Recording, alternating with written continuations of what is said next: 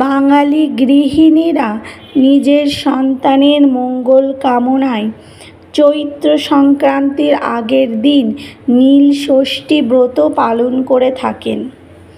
নীল ষষ্ঠী আসলে কোনো ষষ্ঠী নয়।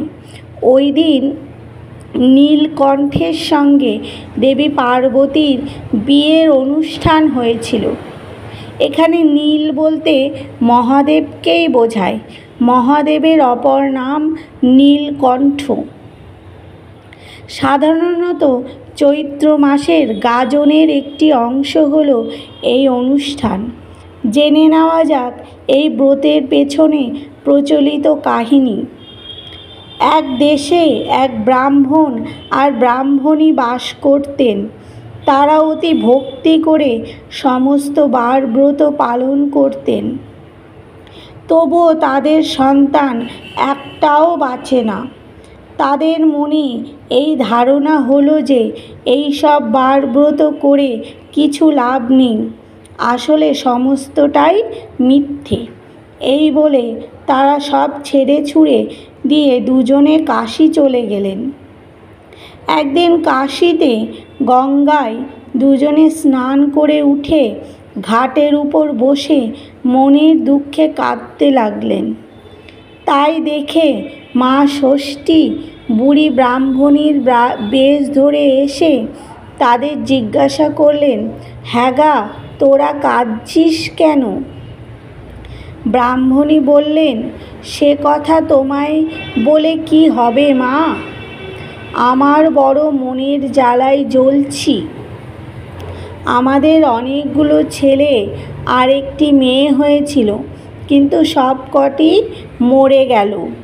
তাই ভাবছি যে সব বার ব্রত ঠাকুর দেবতা মিথ্যে। আমরা তো কোনো বার ব্রত বাদ দিইনি, তবে কেন আমাদের সব সন্তান মরে গেল? মা ষষ্ঠী বললেন, দেখো বাছা, তোমরা সব বার ব্রত করো বলে মনে বড় অহংকার ছিল, সেই জন্যই সব মরে গেছে। শুধু কি আর বার ব্রত করলেই হয়?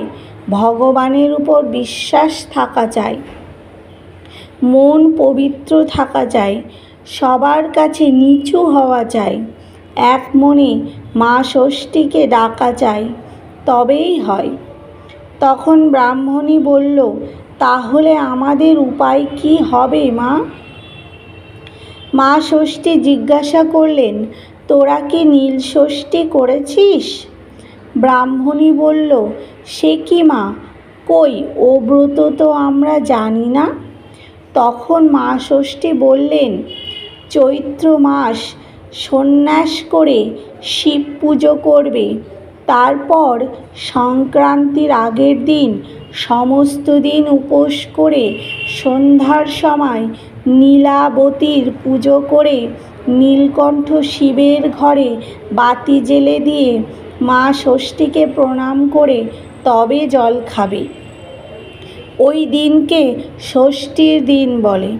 যারা নীল ষষ্ঠী করে তাদের ছেলে মেয়ে কখনো অল্প বয়সে মরে না। এই কথা বলে মা ষষ্ঠী অদৃশ্য হয়ে গেলেন।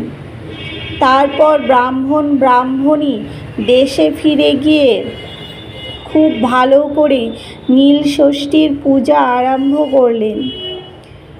এরপর তাদের যতগুলো ছেলে মেয়ে হলো সবাই দিব্যি বেঁচে রইল। পাড়ার সকলে ব্রাহ্মণীর সুখ দেখে আর ওই নীল ষষ্ঠীর ব্রত জানতে পেরে সবাই নীল ষষ্ঠীর ব্রত করতে লাগলো। এই ব্রত করে সবারই ছেলে মেয়েরা নীরোগ হলো এবং সব ছেলে মেয়েরা তাদের দীর্ঘায়ু হলো।